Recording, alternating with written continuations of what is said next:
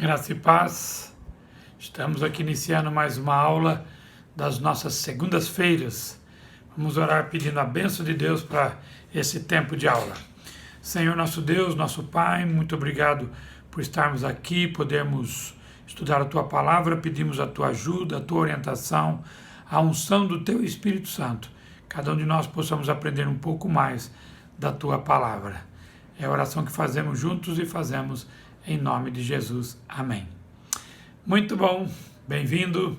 Pega aí seu papel, sua caneta, sua Bíblia e vamos estudar. Hoje nós vamos estudar Mateus capítulo 22. Tá pronto? Podemos iniciar? Muito bem. Vamos ler então. Hoje nós vamos começar a falar sobre as bodas, a parábola das bodas, capítulo 22, dos versículos 1 a 14. Eu vou começar lendo aqui os versículos de 1 ao versículo 6. Acompanhe comigo a leitura.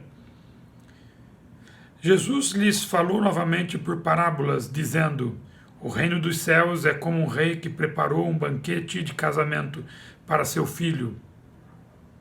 Enviou seus servos aos que tinham sido convidados para o banquete, dizendo-lhes que viessem, mas eles não quiseram vir. De novo, enviou outros servos e disse: Digam aos que foram convidados que preparei meu banquete. Meus bois, meus novilhos, gordos foram abatidos e tudo está preparado. Venham para o banquete do casamento. Mas eles não lhes deram atenção e saíram para seu campo, outro para seus negócios. Os restantes agarraram os servos, maltrataram-nos e os mataram. Vou ler o verso 7 também. O rei ficou irado e, enviando o seu exército, destruiu aqueles assassinos e queimou as cidades deles. Bem, você percebe agora um termo que Jesus está usando, bem no início aqui, que ele diz aqui, Jesus falou novamente por parábolas, dizendo: o reino dos céus é como? Comparação. Ele fez isso lá no capítulo 13, está fazendo aqui novamente, falando sobre o reino de Cristo, falando sobre o reino dele, e ele está fazendo uma comparação que é muito importante e para que a gente possa entender. Tem alguns assuntos que envolvem, como a gente chama aqui na teologia, de escatologia, né? Teologia das últimas coisas. Bem, eu só quero explicar aqui que o costume naquela época, o costume oriental naquela época era este mesmo. Primeiro se fazia um convite, depois depois recusaram a atender o convite, foram rudes ao segundo chamado, porque era isso mesmo que eles faziam, né? O costume oriental era exatamente isso. Está dizendo que o reino dos céus é como um rei que preparou um banquete de casamento para o seu filho. Saiu para convidar pessoas e eles não quiseram vir. Então ele sai para convidar novamente e as pessoas não querem vir. As bodas aqui, sem dúvida, é uma comparação ao casamento de Cristo com a igreja. Isto é aqui as bodas. Então aqui o casamento do Filho de Deus, Jesus, com a sua noiva, a igreja. Então, saíram para convidar, mas as pessoas não aceitaram. Quem são essas pessoas? Bem, na interpretação do Evangelho de Mateus, essas pessoas são a própria nação de Israel. A nação de Israel não quis aceitar o convite. É isso que está dizendo aqui o texto. Não quis aceitar o convite. Saíram para convidar. Quem saiu para convidar? Bem, nós podemos falar dos profetas, inclusive aqui são maltratados os profetas. Mas olha o versículo 7, que diz aqui: os restantes agarraram seus servos, maltrataram, esse é o verso 6, maltrataram-nos e os mataram. Então, provavelmente aqui, falando dos profetas que falaram da vinda do reino, mas eles não quiseram aceitar, receber. Olha o verso 7, o rei ficou irado e, enviando o seu exército, destruiu aqueles assassinos e queimou a cidade deles. Na interpretação escatológica, falando das coisas que ocorreram naquela época, então, vamos lá, Velho Testamento, Deus mandou os profetas, eles não aceitaram. está dizendo aqui que o pai do noivo, Deus, ficou irado com aquela cidade, irado com a maneira que trataram os seus servos e mandou destruir a cidade deles. Provavelmente, segundo a interpretação, provavelmente essa menção do versículo 7 está falando sobre a destruição de Jerusalém, que ocorreu no ano 70 depois de Cristo. Você pode estudar a história. No ano 70, o imperador Tito mandou, então, destruir a cidade de Jerusalém. E isso ocorreu mesmo. Está narrado na história. Um grande historiador chamado Flávio Joséfo, esse historiador, nos dias dos primeiros anos do cristianismo, ele narra também a queda de Jerusalém pelo imperador Tito. Então, isso está na história. Então, provavelmente, esta palavra de Mateus, de Jesus aqui, é profética para falar da destruição de Jerusalém pela recusa que os judeus tiveram das profecias dos profetas, daqueles que avisaram, inclusive João Batista, já nesta época, falando da vinda do reino, e eles não estavam aceitando. Olha os versos 8 e 9. Então disse aos seus servos: o banquete de casamento está pronto, mas os meus convidados não eram dignos. Então disse aos seus servos, verso 9, vão às esquinas e convidem para o banquete todos os que vocês encontrarem. Esses versos podem significar aqui já a evangelização dos gentios na dispensação, no período da igreja, porque ela fornece a noiva e não os convidados. Ou seja, os convidados eram judeus, a noiva é a igreja. Então, já que os convidados, ou seja, os judeus não querem, então saem para convidar pessoas para fazer parte desta grande festa, inclusive a própria noiva. Então, isso já é evangelização no período nosso, período dos gentios, no período já da igreja. Preste atenção aqui no versículo 10. Então os servos saíram para as ruas e reuniram todas as pessoas que puderam encontrar, gente boa e gente má. E a sala do banquete, do casamento, ficou cheia de convidados.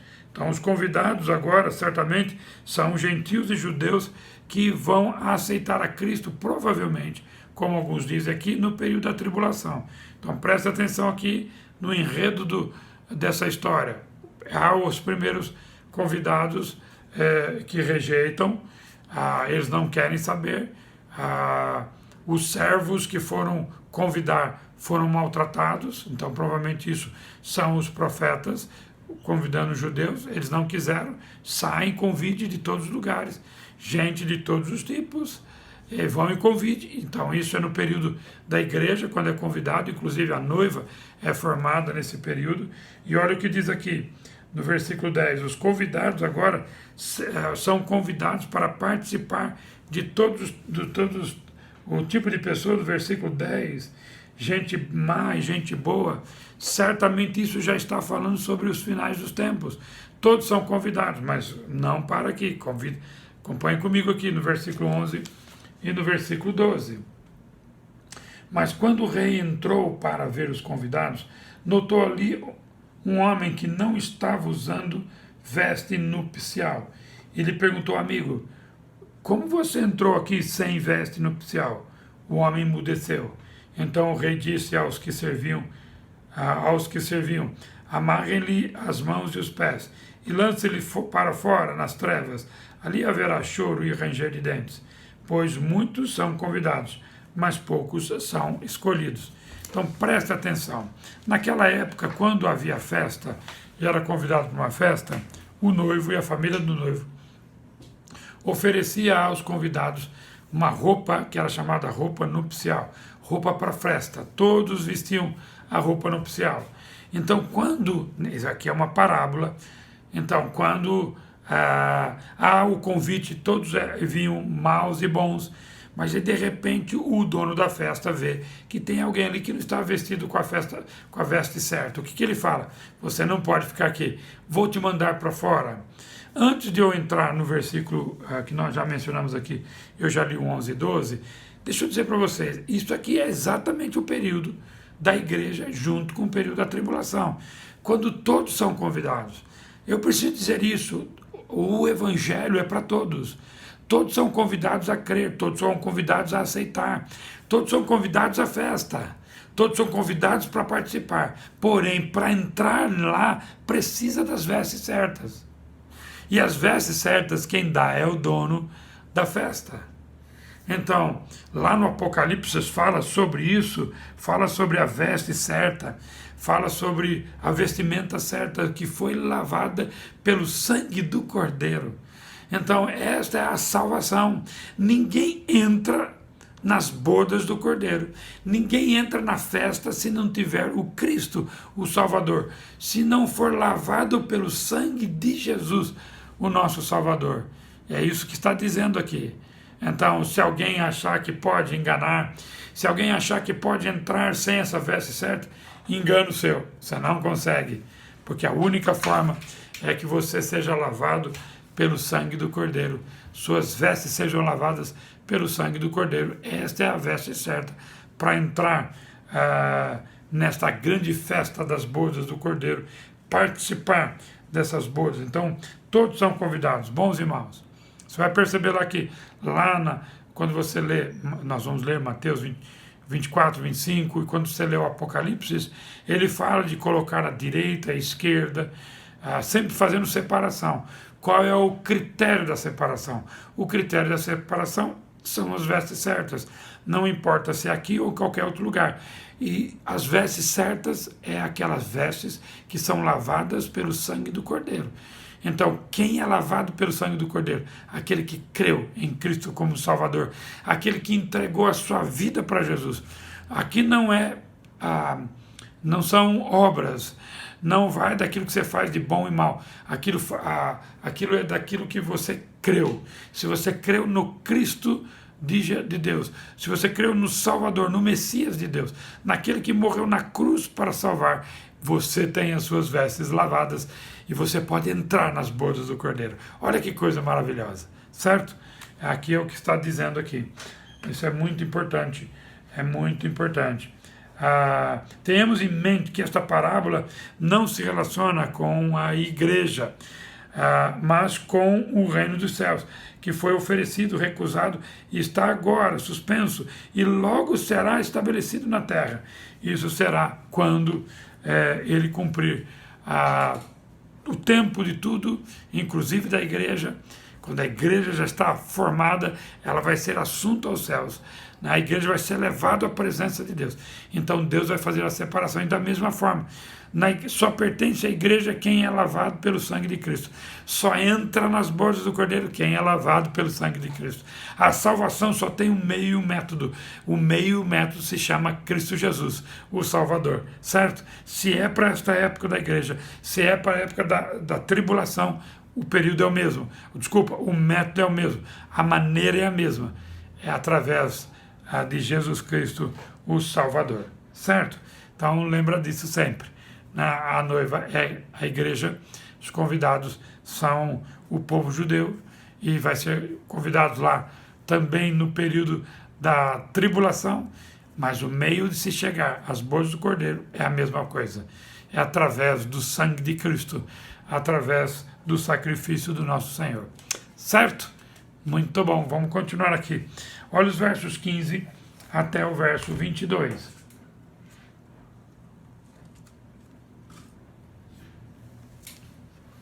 Verso 15 ao verso 22. Acompanha comigo. Aliás, deixa eu ler, eu já li o verso 13 e 14, né? Porque aqueles que lá na tribulação não creram em Jesus, vai acontecer isso com eles. O rei vai amarrá-los e vai lançar nas trevas, e onde há pranto e ranger de dente. Isso é uma expressão para a eternidade. Quando ele fala muitos são chamados, mas poucos escolhidos, é porque ele está dizendo exatamente, a salvação é para todos, mas nem todos creem. Quem crer vai entrar nas bodas do Cordeiro. Verso 15 ao verso 22, então os fariseus saíram e começaram a planejar um meio de enredá-lo em suas próprias palavras. Enviaram-lhe seus discípulos junto com os herodianos, que lhes disseram: Mestre, sabemos que és íntegro em que ensinas o caminho de Deus conforme a verdade. Tu não te deixas influenciar por ninguém, porque não te aprendes a aparência, porque não te prendes à aparência dos homens. Dize-nos, pois, qual é a sua opinião? É certo pagar imposto a César ou não? Mas Jesus, percebendo a má intenção deles, perguntou: hipócritas, por que vocês estão me pondo à prova? Mostrem-me a moeda usada para pagar impostos. Eles lhes mostraram um denário e ele lhes perguntou: de quem é esta imagem e esta inscrição? De César, responderam eles. E ele lhes disse: então dê a César o que é de César e a Deus o que é de Deus. Ao ouvir isso, eles ficaram admirados e retiraram-se daquele lugar, retiraram-se dali, não é? Bem, isso é uma coisa muito interessante. Eles queriam pegar Jesus. Eles queriam pegar Jesus em que sentido? Se Jesus dissesse apenas vamos pagar impostos, eles iam dizer que Jesus estava indo contra as coisas de Deus.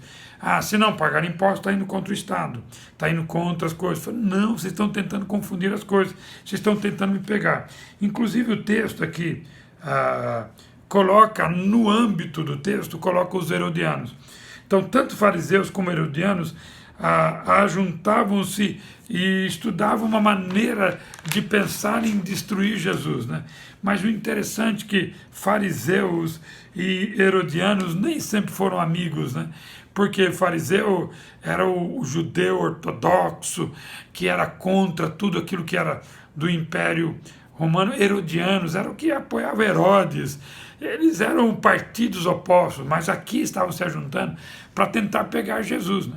Então, se Jesus respondesse, como eu disse, sim, é lícito, eles espalhariam que Jesus é traidor, traidor dos judeus, né? Porque quem estava fazendo pergunta eram os fariseus, mas os herodianos estavam lá, né? E ele é a favor do governo romano. Se Jesus dissesse não é lícito, eles espalhariam que para o governo romano que Jesus era sonegador de impostos. Você percebeu isso? Que coisa, né? Então Jesus deixou a eles mesmo que respondesse a pergunta.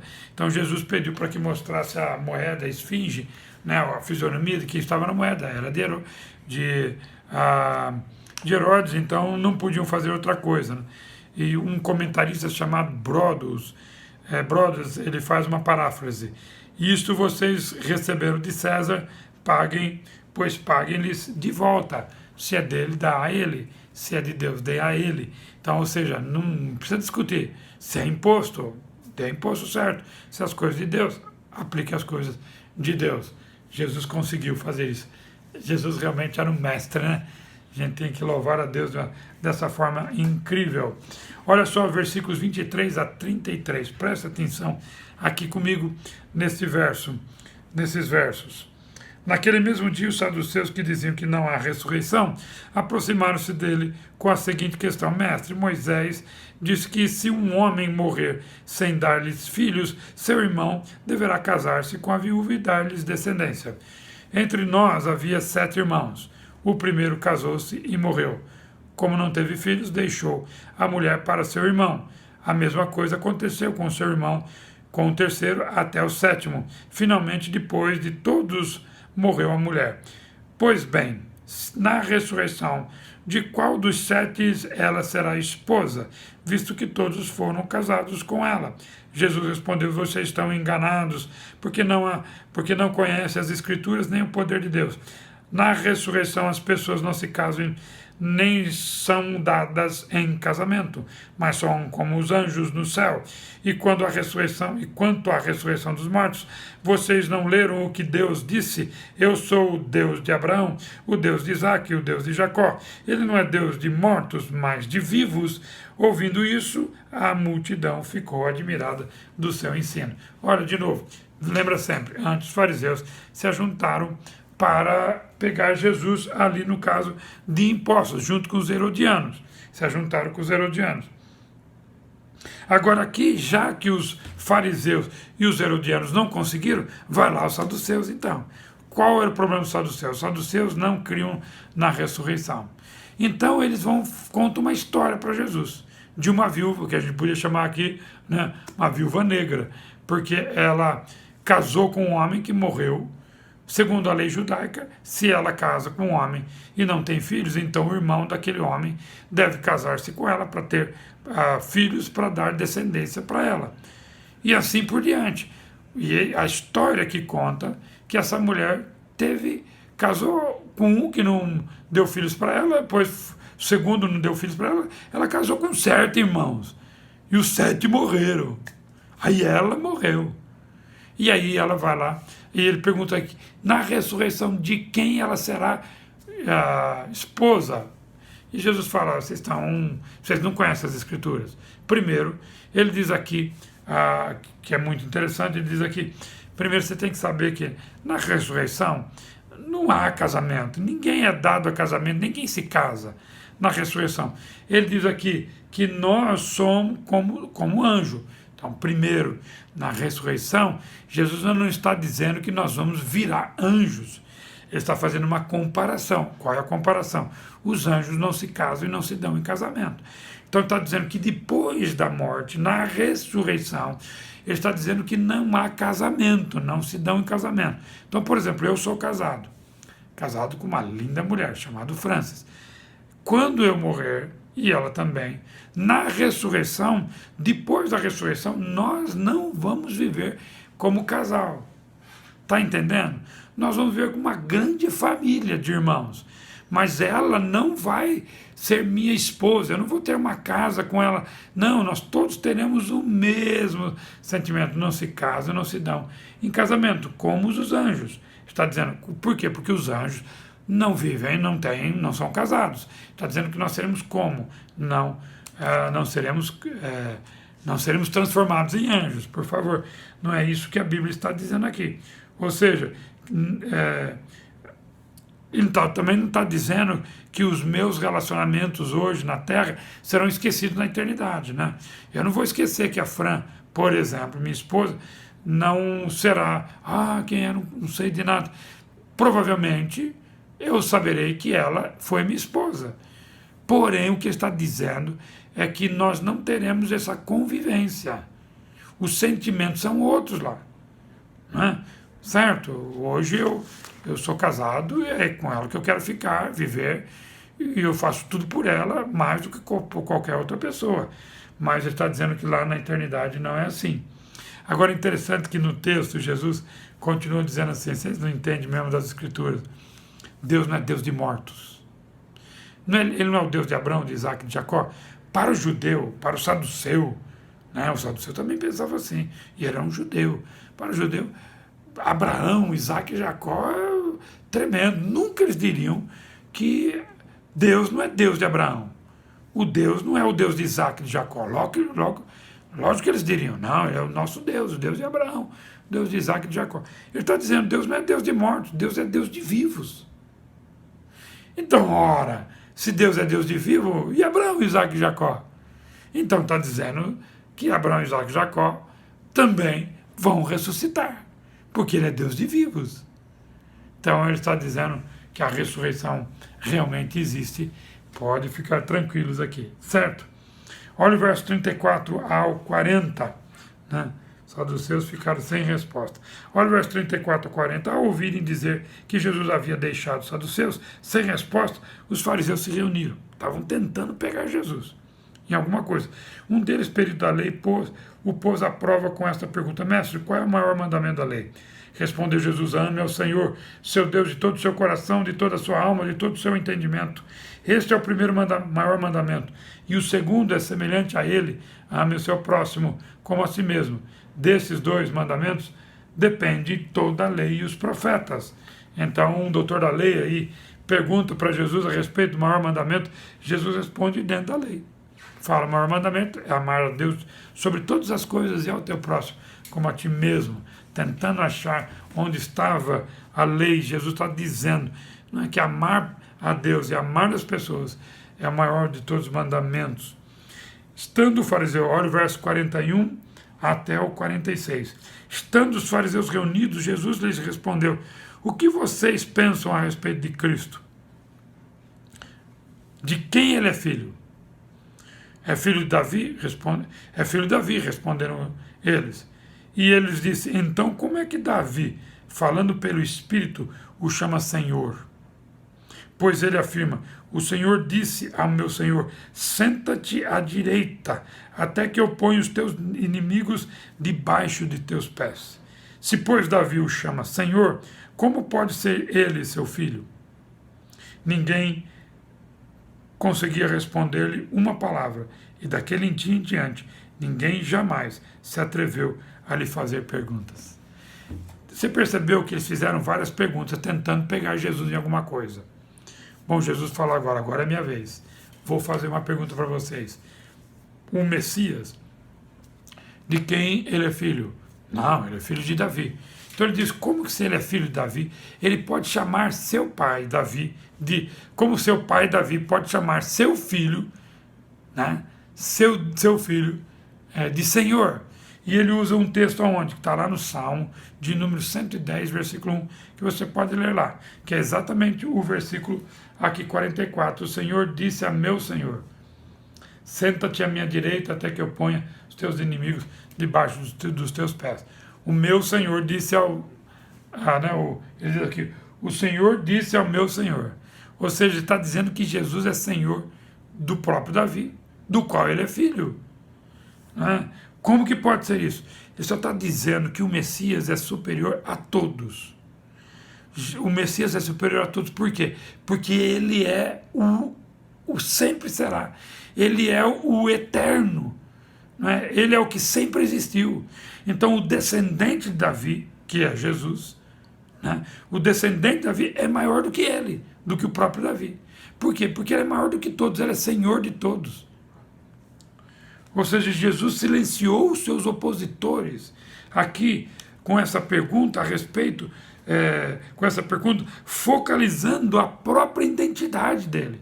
Ou seja, quem é o Cristo? O Cristo é o prometido de Deus, é o Deus eterno. Então todos sabiam que ele era filho de Davi. Mas o que Jesus quer enfatizar e interpretar melhor, o Salmo 110, colocado aqui no versículo 44 que nós estamos lendo, é que além de ter a descendência humana de Davi, ele é Senhor de Davi. Como pode ser isso? Pode ser, pois ele é Deus. Ele é Deus e é Senhor de Davi. Ele é Deus e ele é eterno, portanto superior de Davi. Certo? Então ele cala a boca dos seus opositores, dizendo que ele é o próprio Deus, Jesus. Bem, nós vamos entrar aqui no capítulo 23, sobre as advertências aos fariseus, porque agora quem fala é Jesus. É ele que vai falar, vai dar advertência no capítulo 23, e depois falar sobre o que vai acontecer no capítulo 24 e 25, falando da segunda vinda de Jesus. Você não pode perder as próximas aulas. Certo? Muito bom estar com você aqui hoje. Vamos orar e agradecer a Deus por esse texto. Lembrando que aqui no capítulo 22, Jesus querendo mostrar quem ele era e também que ele é superior a tudo e a todos. Amém? Que bom poder servi-lo, não é? Senhor, nosso Deus e nosso Pai, obrigado por esse tempo de estudo. Pedimos a tua bênção sobre a vida de cada um dos meus irmãos, de cada pessoa que está assistindo, e que possamos depender sempre desse Cristo, que é o eterno, que é o Senhor eterno, e aguardar a sua segunda vinda, como nós vamos estudar nas próximas aulas. Essa é a oração que fazemos juntos e fazemos em nome de Jesus. Amém. Amém? Se você tiver dúvida, não esqueça de mandar aqui para nós, tá bom? Tchau, um beijo no coração de todos.